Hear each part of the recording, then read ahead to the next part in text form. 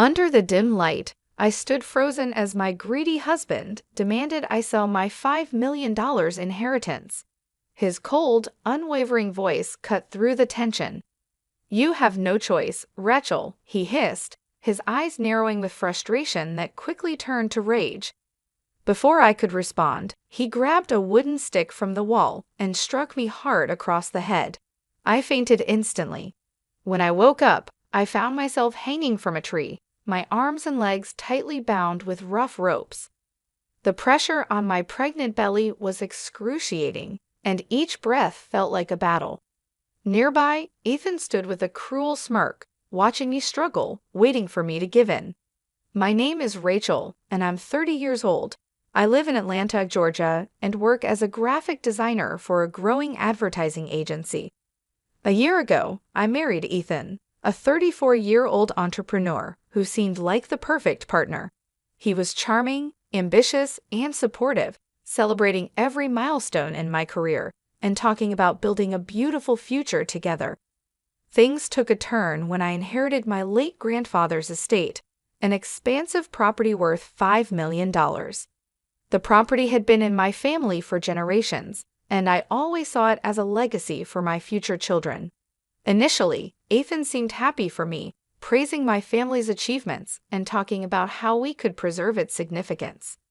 However, his interest in the property soon grew into an obsession. He started bringing it up in conversations, casually at first. "We could do so much with the money from selling it," he said once. "Imagine what we could achieve."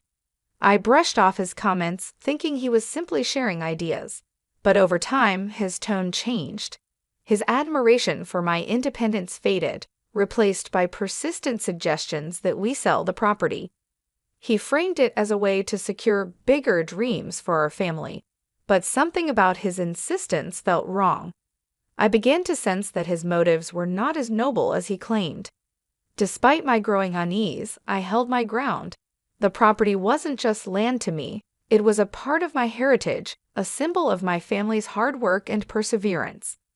I couldn't let go of something so important, no matter how much Ethan pressured me. What started as subtle conversations became arguments that left me questioning the man I had married. The loving, supportive partner I thought I knew was showing a side of himself I never expected, a side that would soon turn my life into a nightmare. Ethan's obsession with the property grew more apparent each day. What started as gentle suggestions turned into persistent demands. He began bringing up the topic at every opportunity, framing it as the logical thing to do. "Rachel, selling the property would solve so many problems. It's a smart decision," he would say, his tone laced with impatience. I stood firm. "Ethan, I've told you before. That property isn't just about money. It's a part of my family's legacy, and I won't sell it." His frustration started to bleed into other parts of our relationship. The once loving man who praised my independence now dismissed my decisions. He would make remarks about how I didn't care about our future and accuse me of being selfish. The man I married seemed to be disappearing, replaced by someone cold and manipulative. One evening, during dinner, his control reached a breaking point. We were seated at the table when he brought up the property again. "We need to sell it, Rachel," he said firmly, swirling his glass of wine. "Letting it sit there unused is irresponsible." I set my fork down and looked him in the eye. "No, Ethan. We've discussed this. I'm not selling it." His jaw tightened and his voice grew sharper. "You're being unreasonable.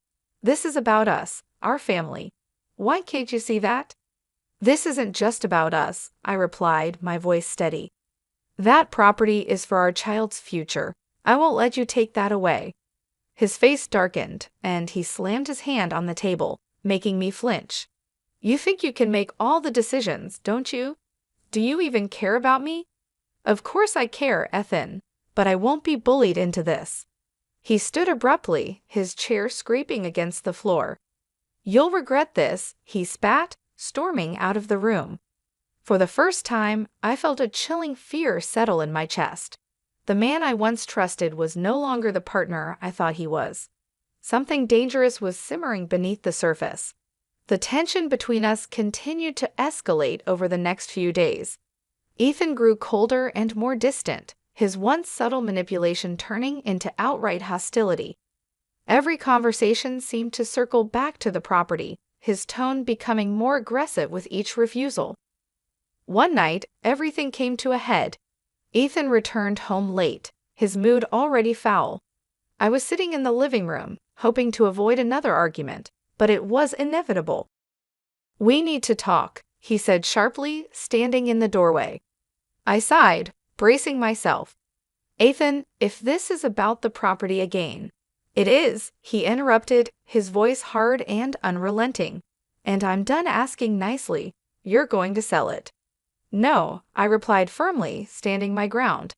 "I've told you, Ethan. That property is not for sale. I won't repeat myself." His face twisted in anger, and he stormed across the room, his fists clenched at his sides. "You think you can just ignore me? You think this is all about you?" His voice rose with every word, the anger spilling out unchecked. "Ethan, calm down," I pleaded, stepping back. "This isn't the way." Before I could finish, he grabbed a wooden stick that had been leaning against the wall. His eyes burned with fury as he raised it high. "You'll learn to listen," he growled. The blow came down hard on my head, the impact sending a shockwave of pain through my skull. My vision blurred, and I stumbled backward before collapsing to the floor. Everything around me faded to black. When I awoke, the world was unrecognizable. My arms and legs were tightly bound with rough ropes, and I was hanging from a tree. The rough fibers bit into my skin, and the weight pressed painfully against my pregnant belly. Fear coursed through me as I realized Ethan was standing nearby, watching me with a cruel smirk. "Now," he said mockingly, "are you ready to sell the property, or do you need more convincing?" Terror gripped me, but I knew I had to stay strong. For myself, for my child. The ropes cut into my wrists and ankles, their coarse fibers burning my skin with every movement. My body hung awkwardly from the tree, the weight pressing painfully on my pregnant belly. I struggled to breathe, my heart racing with terror as Ethan loomed nearby. "Still think you're in charge, Rachel?" he sneered, leaning against the tree trunk. "You've got two options. Agree to sell the property or stay there until you change your mind." His words felt like daggers, each one sinking deeper into my chest. I fought the urge to cry, knowing my tears would only fuel his sadistic satisfaction. "Ethan, please," I begged, my voice trembling. "Think about our baby. You don't have to do this." He stepped closer, his face twisted with anger and disdain. "Our baby," he spat. "Don't try to guilt me, Rachel. You're the one who pushed me to this. You could end all of this right now. Just sell the property." His indifference to my pain was terrifying, but I couldn't let him see my fear. I glanced at the ropes binding my wrists, noticing the knot wasn't as tight as it seemed. Hope flickered inside me, but I had to move carefully. Any sudden motion could draw his attention. As Ethan turned away, muttering to himself about my stubbornness, I began twisting my wrists. The ropes scraped against my skin, but I gritted my teeth and kept working. Every small movement brought me closer to freedom. "Don't even think about trying anything," Ethan snapped, his back still turned. My heart pounded, but I didn't stop. The knot loosened just enough, and with one final, desperate pull, my hands came free. I quickly untied the ropes around my ankles and lowered myself to the ground. Ethan turned around just as I bolted into the darkness of the woods. His furious shouts echoed behind me, but I didn't look back. Survival was all that mattered now, for me and my baby. The cold night air stung my face as I ran through the dense woods, branches scratching my arms and legs. My heart pounded like a drum, adrenaline pushing me forward despite the pain coursing through my body. Behind me, Ethan's angry shouts grew louder. "Rachel, you can't get away from me!" he bellowed, his voice full of rage. I didn't dare look back. My only focus was putting as much distance between us as possible. The woods were dark, the uneven ground threatening to trip me at every step, but I kept moving. Each stumble sent a jolt through my pregnant belly, but I refused to stop. My child's life, and mine, depended on escaping. Ethan's footsteps grew closer, his voice cutting through the night like a predator's growl. "You think you're smart. You'll regret this, Rachel." I ducked behind a large tree, crouching low to catch my breath. My hands trembled as I pressed them against the rough bark, praying Ethan wouldn't find me. His footsteps slowed, and I heard him muttering curses as he searched. My pulse thundered in my ears, and I fought to stay silent. When his footsteps moved farther away, I seized my chance. I bolted again, this time heading toward what I hoped was the edge of the woods. My legs burned with exhaustion, but a faint glow ahead gave me hope. It was a road. Pushing through the last tangle of branches, I stumbled onto the asphalt. In the distance, headlights approached. Waving my arms desperately, I stepped into the car's path. The vehicle screeched to a halt, and the driver, a kind older man, jumped out. "Are you okay?" he asked, his face full of concern. "My husband," I gasped, tears streaming down my face. "He tried to kill me." The man didn't hesitate. He helped me into his car and sped toward the nearest police station. For the first time in hours, I felt a glimmer of safety, but I knew the nightmare wasn't over yet. Ethan had to face justice. The police station buzzed with quiet urgency as I sat in a small room, trembling and clutching a blanket someone had draped over my shoulders. Officers listened intently as I recounted everything: the argument, Ethan's violent attack, and my desperate escape through the woods. Each word felt like reliving the nightmare, but I knew I had to be strong. "My husband tied me to a tree," I said, my voice cracking. "He threatened me to sell the property, and when I refused, he hit me. He didn't care about our baby." My hands trembled as I described the brutality. The officer sitting across from me nodded solemnly, his pen flying across a notepad. "We'll take it from here, ma'am. You're safe now. Let's get you to a doctor to ensure you and your baby are okay." Henry, the kind man who had rescued me, stayed long enough to give his statement. "She was terrified," he told the officers. "Bruised, bloodied, and desperate. No one fakes that kind of fear." At the hospital, doctors examined me carefully. They confirmed that my baby was unharmed despite the ordeal, though I had a mild concussion and deep bruising. Their reassurances brought a wave of relief, but the thought of Ethan's actions still made my stomach churn. Back at the police station, the investigation moved swiftly. Officers collected evidence from our home: the wooden stick Ethan had used, the ropes he had tied me with, and photos of the tree where I had been suspended. Henry's testimony and my injuries painted a damning picture. Ethan was arrested the next morning. He claimed innocence, trying to twist the story to make himself the victim, but his lies quickly unraveled under scrutiny. As my father arrived from New York to support me, I felt a surge of determination. Ethan had tried to take everything from me: my freedom, my future, and my child's safety. I would make sure he paid for his crimes. Justice was no longer a hope, it was a promise. The day of the trial arrived, and I stood at the entrance of the courtroom, my heart pounding in my chest.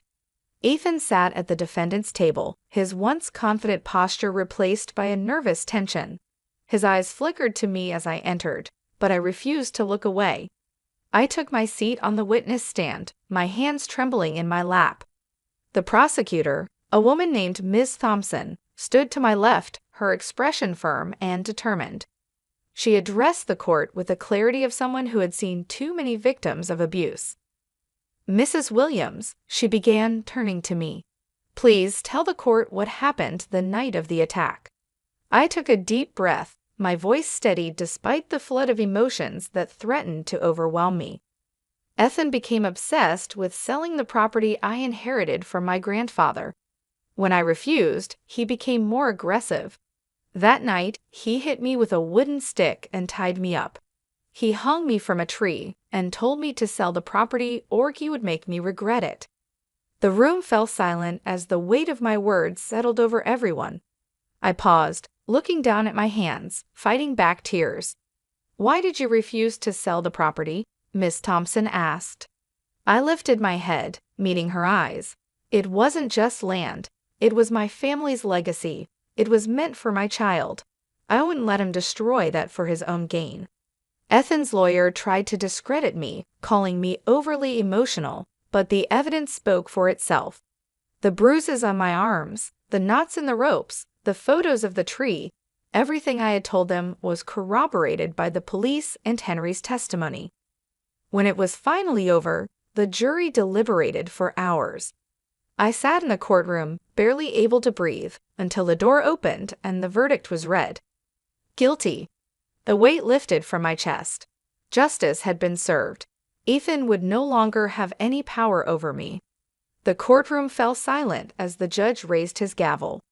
The defendant, Ethan Williams, is hereby sentenced to 15 years in prison, without the possibility of early parole for assault, attempted coercion, and reckless endangerment. I let out a breath I didn't realize I'd been holding. The weight of the moment finally sank in. Ethan's punishment was not just for the pain he had caused me, but for every moment he had taken from me, the fear, the control, the manipulation. Ethan's face was a mix of disbelief and anger as the verdict was read, his once confident demeanor crumbling. His lawyer tried to argue for a lesser sentence, but the judge was firm. "Your actions were beyond cruel," the judge continued. "You will pay for what you've done." I sat still, hardly able to process the words. This was it. This was the end of the nightmare. My mind replayed the events that led up to this point. From the first moment Ethan suggested selling the property to the terror I had felt when he attacked me. But now I could finally breathe freely. As the court session ended, my father came over to me. He embraced me tightly, his voice thick with emotion. "You did it, Rachel. You stayed strong. He'll never hurt you again."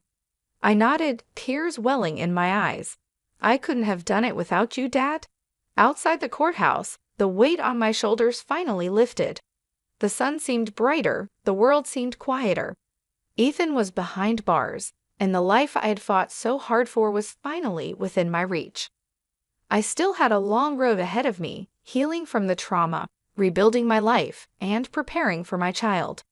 But I knew one thing for certain: I would never let fear control me again. I was free. The months that followed were a blur of adjustments and new beginnings. After the trial, I returned to my job as a graphic designer.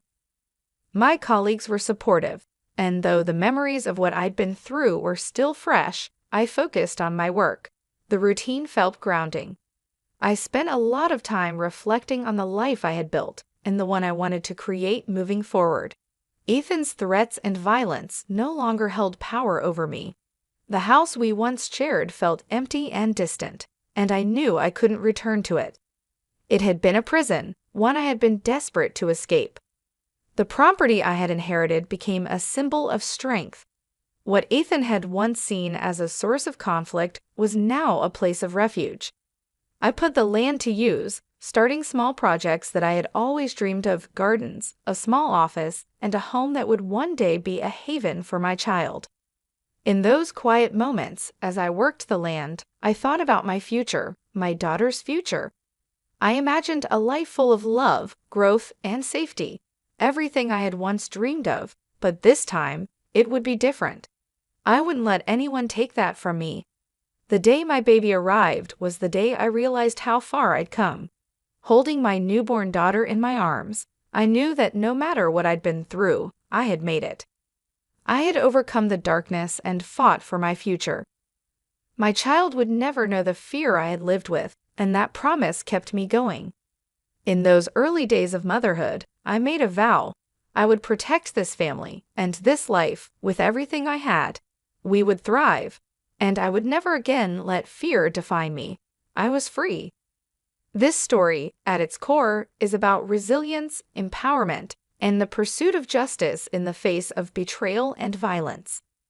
Rachel's journey from a woman who felt trapped in a marriage to someone who reclaims her power and builds a future for herself and her child demonstrates the strength that can emerge from adversity.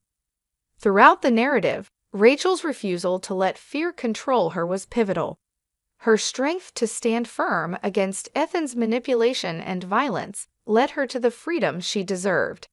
The support of family, the truth brought to light, and the legal consequences for Ethan served as a reminder that justice can prevail, even when it seems out of reach. This story serves as a reminder to those in similar situations that no one has the right to control or harm you. There is always a path to safety, justice, and a new beginning. Rachel's determination proves that even after the darkest moments, it is possible to rebuild, find strength, and create a better future. If you enjoyed this story, don't forget to like, comment, and subscribe for more. Your feedback means the world to me, and subscribing ensures you won't miss any future updates. Share your thoughts in the comments. I'd love to hear from you.